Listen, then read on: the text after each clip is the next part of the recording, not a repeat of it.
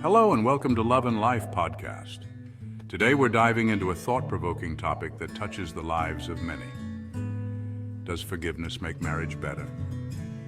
This question resonates deeply with those in long-term relationships or marriages, and it's a complex issue that deserves careful consideration. Before we delve into the meat of our discussion, let's take a moment to acknowledge the weight of this topic. Relationships, especially marriages, are intricate webs of emotions, experiences, and expectations. When we talk about forgiveness in this context, we're touching on some of the most sensitive and personal aspects of human interaction. Now, let's start by examining the common perception of forgiveness in relationships.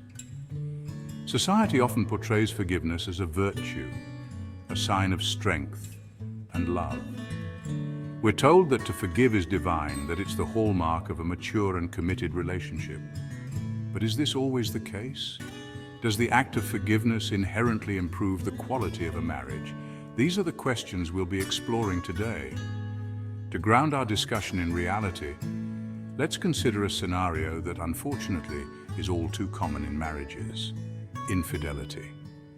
Statistics show that husbands are more likely to cheat than wives, but it's crucial to note that this issue can affect both partners. When infidelity is discovered, the betrayed partner faces an agonizing decision: to forgive or not to forgive. Many choose forgiveness, and at first glance, this might seem like the best path forward. After all, forgiveness is often presented as the only alternative to divorce, which can be extremely painful, disruptive, and life-altering. But here's where we need to pause and really examine the situation. Is forgiveness truly improving the marriage, or is it simply preventing its immediate dissolution? This brings us to a crucial point in our discussion. Forgiveness alone doesn't necessarily improve a marriage. Why? Because forgiveness doesn't automatically rebuild the love and trust that were damaged by the betrayal. When a partner returns after an affair, they often grapple with a cocktail of negative emotions: shame, guilt, and inferiority. These feelings, while natural, actually work against rekindling love and rebuilding the relationship. So if forgiveness isn't the magic solution, what does make a marriage better? The key lies in actively building and maintaining feelings of love between partners. This isn't something that happens by chance or can be sustained without effort. It requires conscious work, dedication, and commitment from both partners. Let's break this down further. Improving a marriage involves several key components. First, communication. Open, honest, and respectful dialogue is crucial. This means not just talking, but truly listening and seeking to understand your partner's perspective. Second, rebuilding trust. This is a gradual process that requires consistency and transparency from both partners. Third, addressing underlying issues. Often, infidelity is a symptom of deeper problems in the relationship. These need to be identified and addressed. Fourth, rekindling intimacy. This goes beyond physical intimacy and includes emotional and intellectual connection as well. Finally, shared goals. Working together towards common objectives can help strengthen the bond between partners. Now, let's circle back to forgiveness. While it might not inherently improve a marriage, it can be an important step in the healing process. Forgiveness can create a space for these other crucial elements of relationship repair to take place. It's not the end goal, but rather a starting point for rebuilding. Here's a crucial insight I want to share with our listeners. Forgiveness might prevent the immediate breakdown of a marriage, but it doesn't inherently improve it. To truly enhance a marriage, couples need to focus on rebuilding love, trust, and emotional connection. This requires effort, time, and often professional help. Let's take a moment to discuss the role of professional help in this process.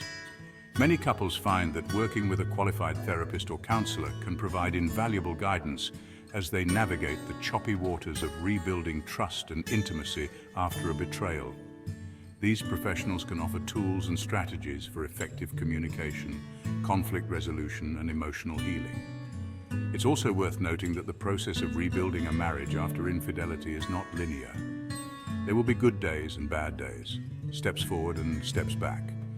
This is normal and to be expected. The key is to maintain commitment to the process and to each other, even when things get tough. Now, I want to address an important point. Sometimes, despite best efforts, a marriage may not be salvageable. It's crucial to recognize that forgiveness doesn't obligate a person to stay in a relationship that is harmful or unfulfilling. Each situation is unique, and there's no one-size-fits-all solution. In conclusion, while forgiveness can be an important step in healing after a betrayal, it's not a magic solution for improving a marriage. Real improvement comes from both partners actively working to strengthen their bond, communicate effectively, and rebuild trust over time. It's a challenging process, but one that can lead to a stronger, more resilient relationship if both partners are committed to the journey. We hope this podcast has given you a new perspective on forgiveness and marriage. Remember, every relationship is unique, and what works for one couple may not work for another. The key is to approach these challenges with honesty, empathy, and a commitment to growth, both individual and as a couple. Before we wrap up, I'd like to leave you with a thought to ponder. In your own relationships, how can you foster an environment of trust, open communication, and mutual growth? Whether you're dealing with a major betrayal or simply the day-to-day challenges of maintaining a long-term relationship, these principles can help strengthen your bond.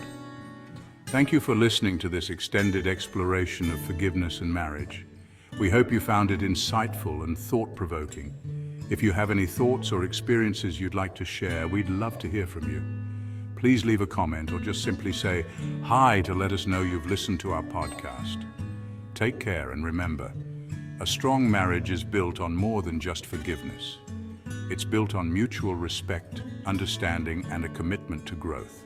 See you next time.